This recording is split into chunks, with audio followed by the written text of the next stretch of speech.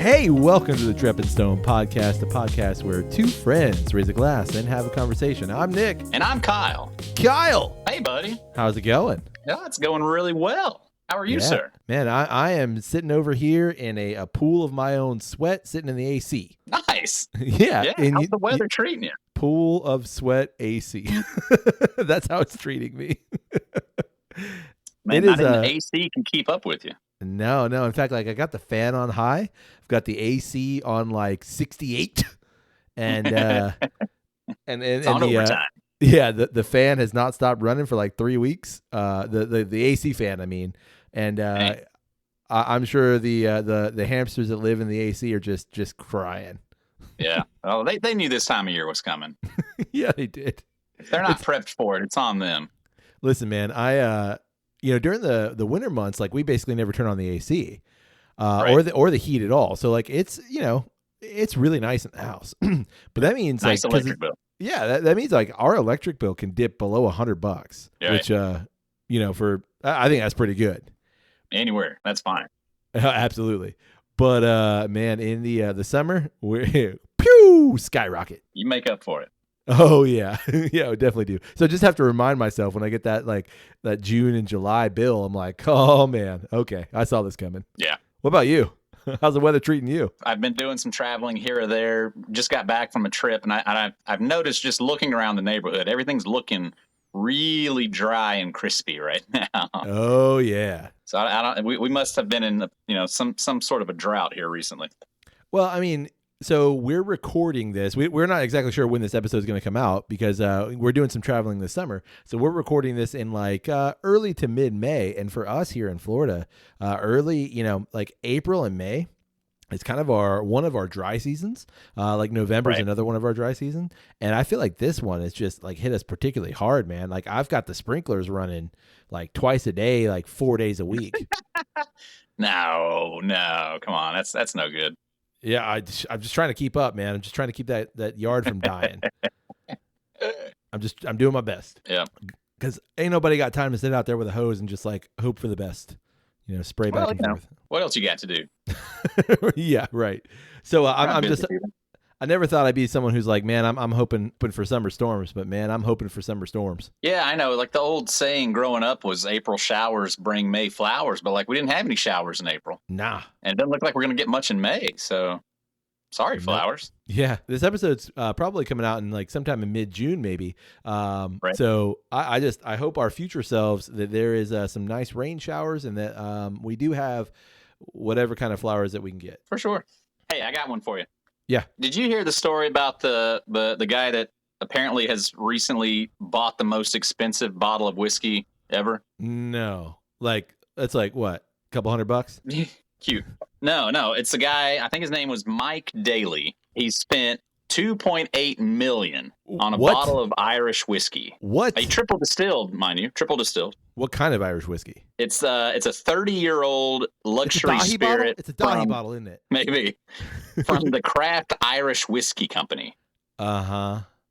Yeah. Yeah.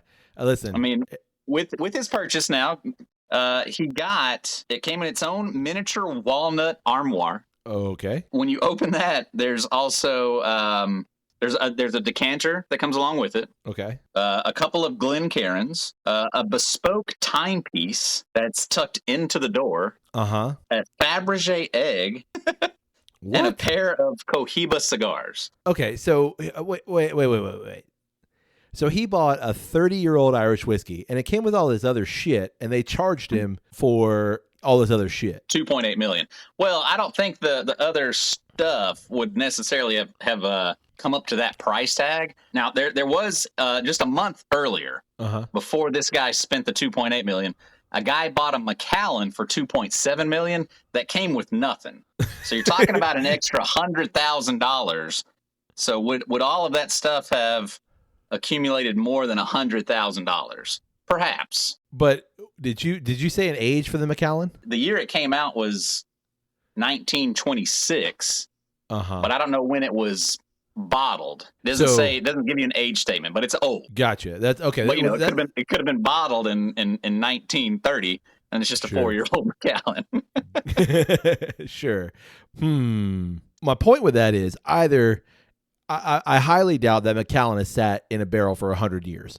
It's possible, but I highly doubt it. Yeah. So my thought process is, let's say it's a 10-year-old Macallan, but that bottle's still been around for 90 years, basically. Right. That's a very rare bottle, my assumption is. Sure. But this bottle is a 30-year-old Irish whiskey. I don't see either one of them being worth almost $3 million. Definitely not. But I mean, can you even imagine? Like, just a pour is going to be $100,000 in value for a pour. I mean, we're making like buckets of money with this Drep and Stone stuff, but we ain't making that kind of money. Sure. Obviously, you don't drink it. No, I said, listen, if you're somebody who's like, you can afford a $2.8 million bottle of Irish whiskey, you're like, fuck it. I'm drinking it right now by myself. Right.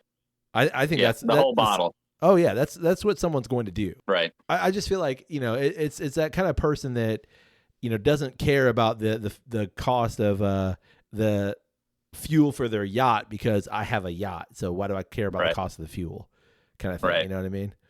Still, mix it with that's Coke. Ridiculous. Have a good day. Yeah.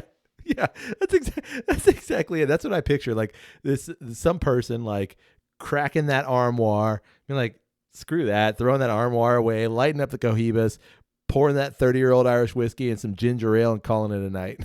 They try a sip neat and they're like, ooh, nasty. Have that ginger ale there. Yeah, exactly. Give me that Schweppes. We're gonna make this good. Exactly. Yeah. Listen, man. Like I understand. Like we have friends of the pod that they auction off bottles and high price bottles for good causes. I completely understand that. So if if that's what this was, cool. More power to you.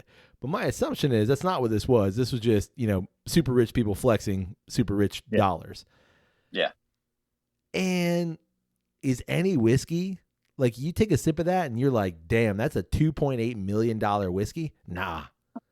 Ain't no way. Or what if it's like the best thing you ever had and it was like life changing? You'll never have it again though. Yeah. Like, nah. No way you take, no way you drink anything. No way.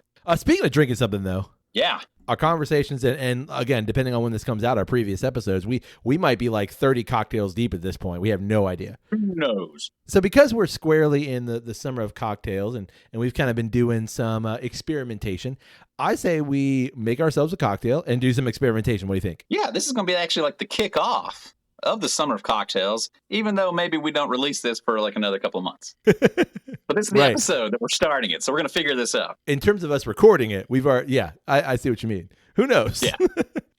What cocktail are we having this week, Kyle? Well, all right, for what we do, we've always said we're whiskey forward, so it should be a whiskey cocktail. And what makes more sense for us to start with than the old fashioned? To me, there is nothing more quintessential than an old fashioned, but an old fashioned is really easy to mess up. Ooh, easy to make, easy to mess up. I think so. Yeah. I think about it like Italian food. Italian food, it's got a good Italian food anyway. It's got really simple ingredients, and it's Italian food here in America anyway is super ubiquitous. Right. But it's everyone can do it, but only a few people can do it very well. And also it's kind of easy to mess up. Right. Easy to make. I like what you said. Easy to make, easy to mess up though. The reason I say we start with the old fashioned too is kind of like that's really where I started with my whiskey journey. Was I wasn't drinking whiskey neat right off the bat. Right. I started, drinking old fashions just as a way to introduce myself into the spirit, and was able to, enjoy that for what it was, and then began to appreciate the flavor of the whiskey more and more. And so would kind of alter my recipe to kind of highlight the whiskey a little bit more. And that was my way of getting into bourbon in general anyway. So I think that's like a really good place to start, Yeah, that's exactly my experience too. All right, so easy to make, easy to mess up. What makes an old fashioned? What do you put in an old fashioned? Okay, so I think the really standard old fashioned, at least I think a good old fashioned. Even go back, I think the original old fashioned was just whiskey, a sugar cube, and a splash of water. Yeah, I think so. If you go like simplest of simples, the OG was that simple. Yeah, and it was like that was basically just to like you had, kind of crappy whiskey. So it was basically just to like water the whiskey down just a little bit and make it a little more palatable. That was basically what it was. Yeah. Add a touch of sweetness on it. Yeah, exactly. But I think now if you go anywhere that's like doing good cocktails, again, you can go down to your local Applebee's if you want. You can go ask for an old fashioned and they're going to give you something. But I think a good old fashioned is going to have obviously a decent quality whiskey. It's going to have a couple of dashes of Angostura. It's going to have an orange slice, and it's going to have some version of, or not necessarily an orange slice, maybe an orange peel, some sort of citrusy bright note, and it's going to have some version of a sweet. It doesn't have to be like, straight up sugar. It could be, you can play around with that, but that's the basic, super basic old fashioned. Right. I mean, how does Nick make his old fashioned? Like the one I'm drinking right now? Yeah. Yeah. Oh, we've made them, by the way. Yeah, we have. My normal go-to old fashioned, if I'm going to make an old fashioned, first let me explain what I have in my glass right now. Okay. And then I'll explain my normal, what I do. So right now, because I'm experimenting this summer, I'm playing around with different cocktails. I decided to make a Basil Rye old fashioned. Woo! Yeah. All right. So here's what I did. I took 2 ounces of the High West Double Rye. Okay. I took 3 large basil leaves. Yeah. And you them? I did. I exactly. Yep. Nice. I first put those basil leaves in a glass. I crushed it up. I muddled it up just a little bit. Nice. Then I put my sweet. For my sweet, I just used a real simple syrup. Just literally white sugar and water. Simple syrup. I probably used about maybe half an ounce, maybe 3/4 of an ounce, something like that. Right. Poured that in there, mix that up a little bit. Topped it with ice, mix it up a little bit. And then I topped that with about 2 ounces of the double rye. And why I did this is I wanted to add some layers to my old fashioned here. So instead of the orange or the bright, I opted for the bright being more like an herbal bright. And so that I threw the basil in there. I forgot to mention I took a basil leaf and I smacked the top of my glass with it. Just to release some of that. And I thought the rye might play really well with the basil going on there. So that was my thought process.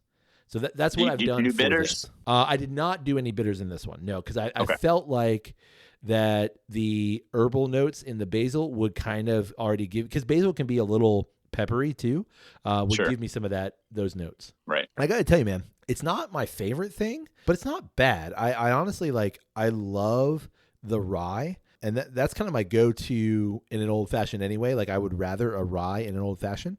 But I do think it needs kind of like a mid-note.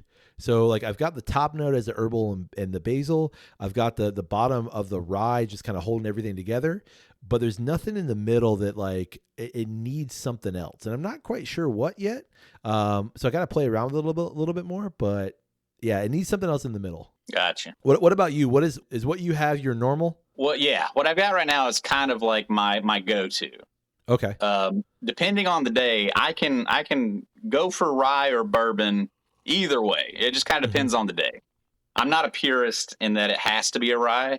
I enjoy it with bourbon also. Either or, they both work perfect for me. But what I mixed today is it was 1.5 ounces of Piggy Back, 100% rye. And then I did a 1/2 ounce of the Jack Daniel's Barrel Proof rye. That's because I've tried it. That was 2 ounces of the Jack Daniel's Single Barrel Proof rye. And that's too much. It's too heavy of a drink. Kicks you way too hard. So backed it off. Went with the Whistle Pig because that's a much lower proof. And then just a half an ounce of the JD. And then I would say like 1/4 ounce of simple syrup. I do 3 shakes of orange bitters, 3 shakes of chocolate bitters. Ooh. And then I do a luxardo cherry and about 1/2 spoonful of the syrup. Let that all, marinate, get down to the bottom. Give it all a stir. Take an orange slice. Put that in the drink, and then take the extra half of the orange and just squeeze the orange juice over it. Yeah. So it's full of flavor. And I think a more traditional old fashioned is kind of like softer in its flavor profile.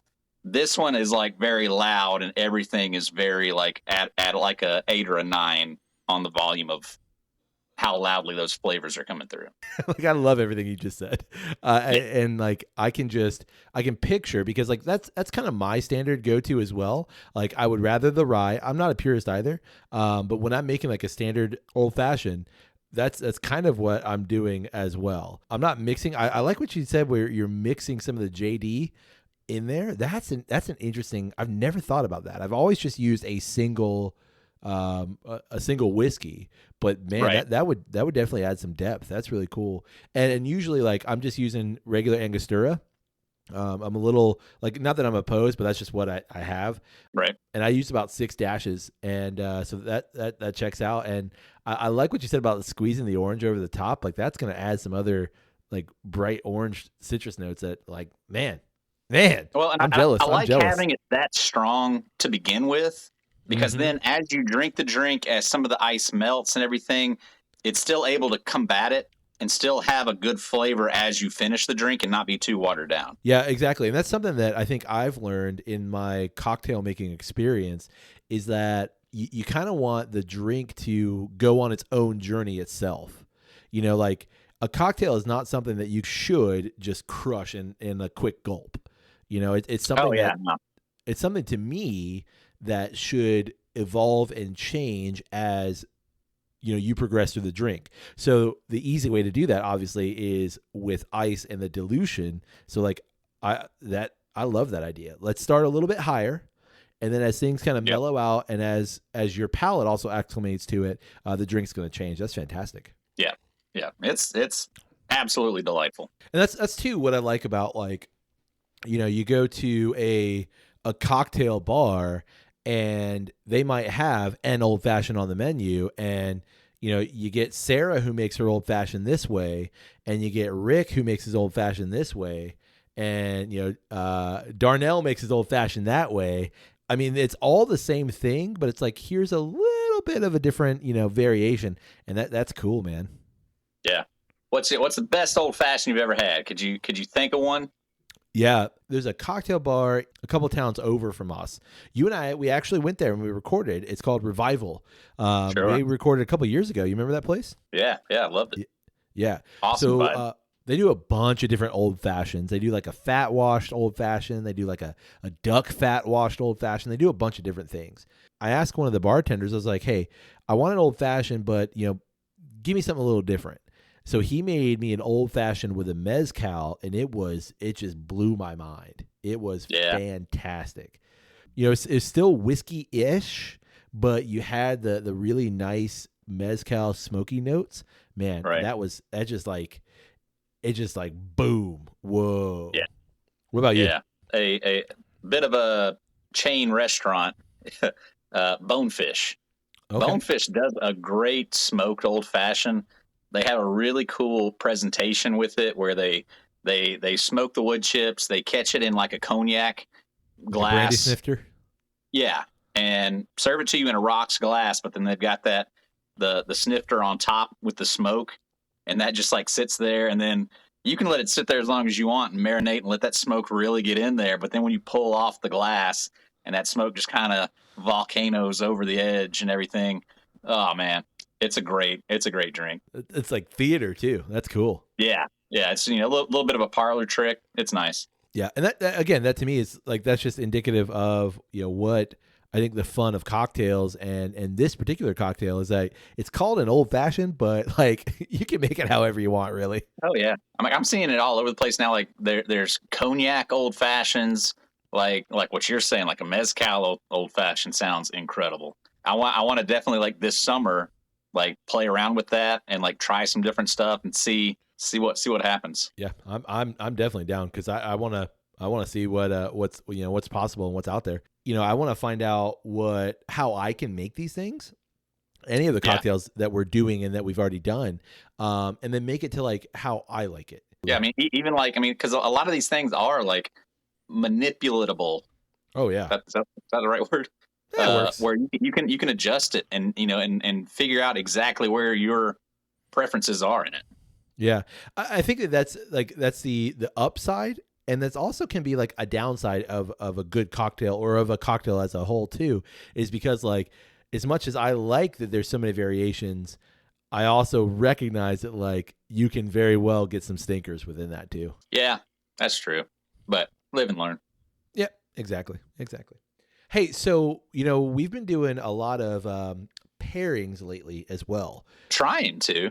Well, I think we've done it. We've just we've put them on the Insta Twitters. Yeah. They've been a lot of fun. Some are more successful than others. Sure, but like, it's hard to pair some things. It truly is. So this got me thinking, like, as we're kind of in the summer mode, we've got our cocktails going on. Summer's a kind of the beachy season. For you, like you're at a beach or you're hanging out by the pool. I think both work here. What for you is the perfect snack pairing with a beach day or a pool day? As a family, we've got a bit of a tradition of when we go to the beach, because we're here in Central Florida, you're never more than a stone's throw from a Publix. And we hit up the pub subs really hard before we go to the beach. We'll get a couple of 6-inch pub sub, and it's almost at this point in time synonymous for us. Like, that's just what we do. We go grab some sandwiches and we take them. I'll usually go with like an ultimate, like a ham, turkey, roast beef, loaded up with some veggies. Got to have that oil and vinegar, and it just works. doesn't really seem like beach food, but we like it. The seagulls like it. They don't complain. Either that or sushi. Sometimes you go in there and you see the sushi counter over there, and you're like, all right, doing a sushi roll today. Nothing says like 100 degrees bacon in the sun like some sushi. Like some raw fish. I'm gonna dry age it myself. Honestly, man, great minds think alike, because that's exactly what my MO is as well. Like, we will, if we can plan ahead, because again, being so close to the beach, we can honestly make a snap decision, just like, all right, that's what we're doing today.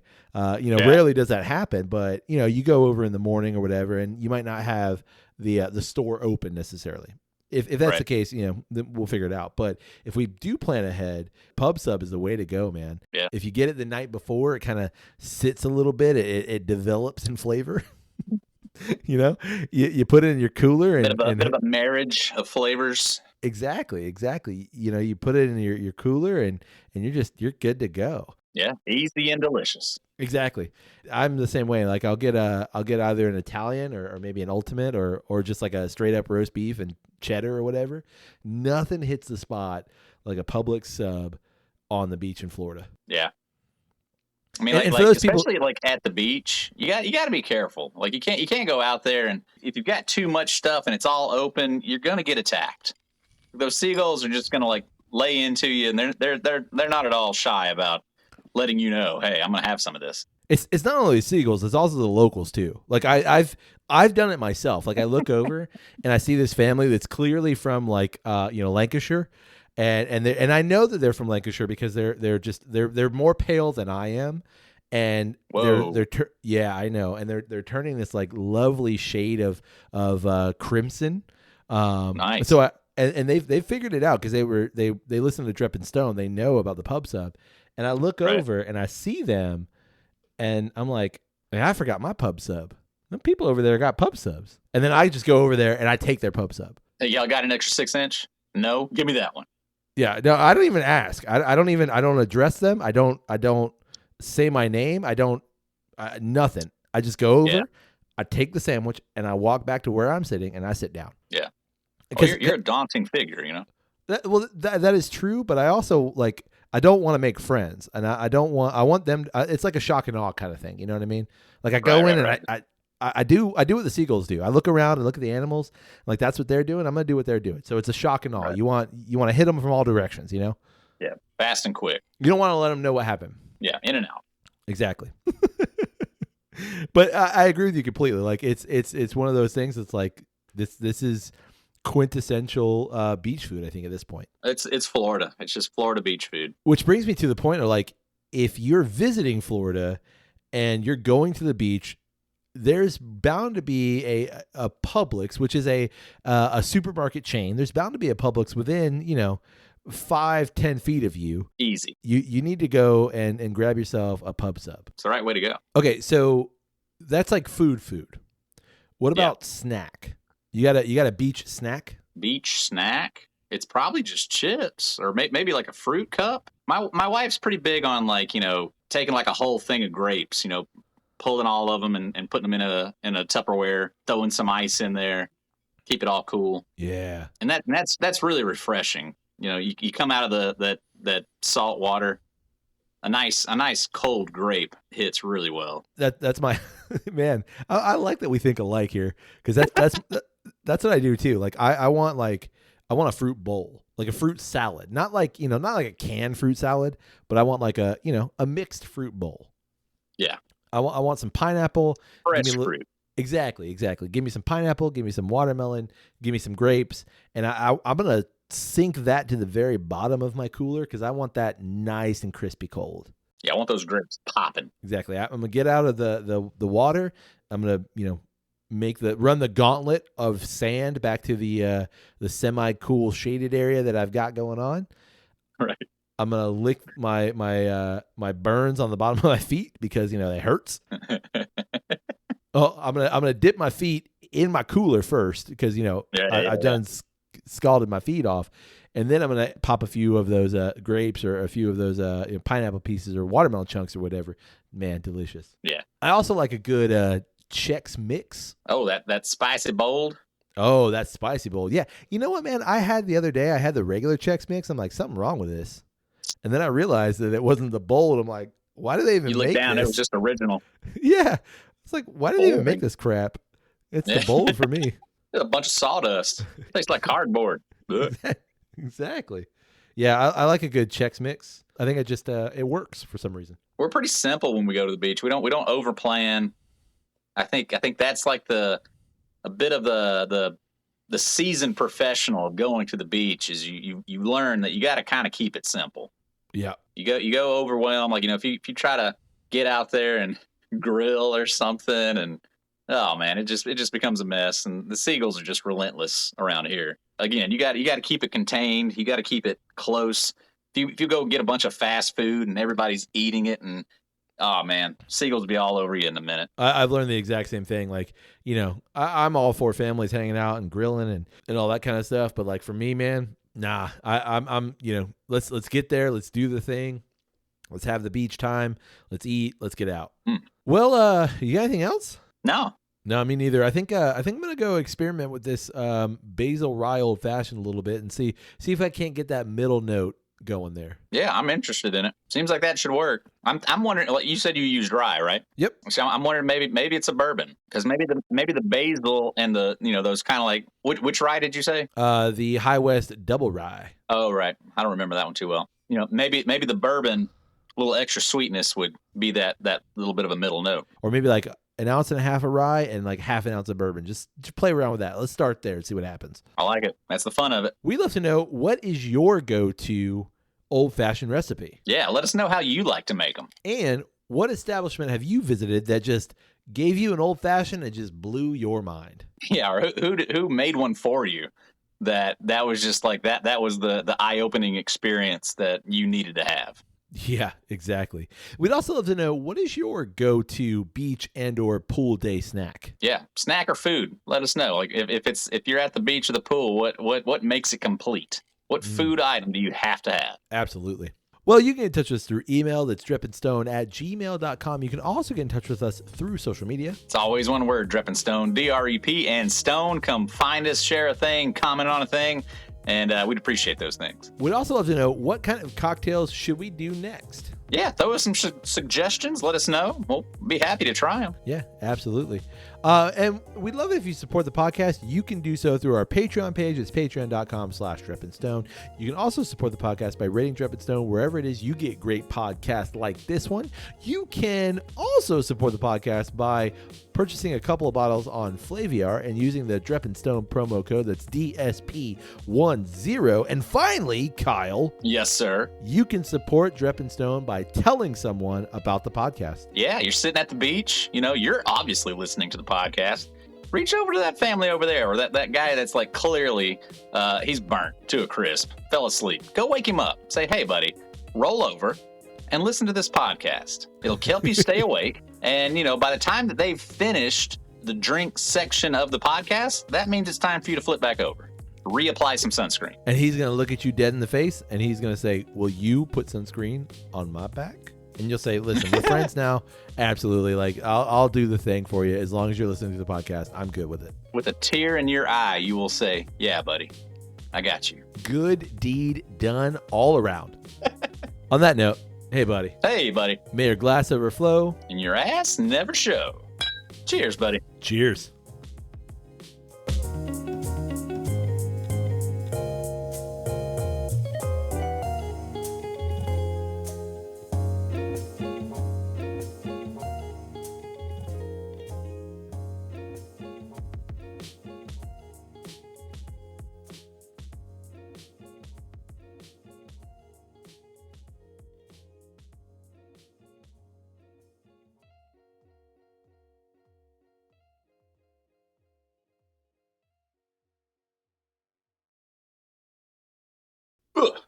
And then apparently Doritos is making their own whiskey. Oh, you can't hear it? No.